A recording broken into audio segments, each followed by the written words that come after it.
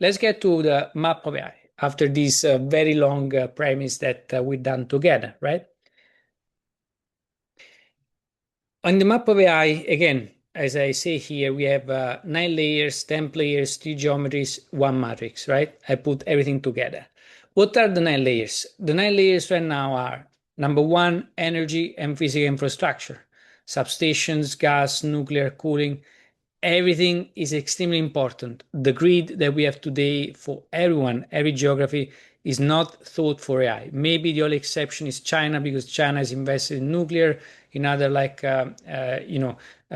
alternative sources of energy. But in the Western world, that's the rule, right? We are the grid, the way it's structured right now today, is not suited for AI. We need to figure things out.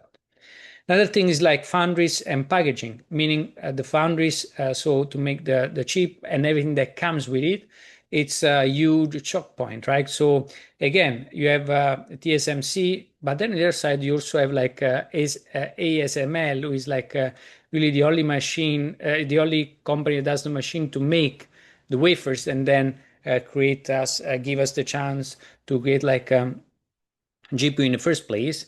But again, the second layer is like the foundries and the packaging, everything that comes with the foundries, so to make the wafer, right?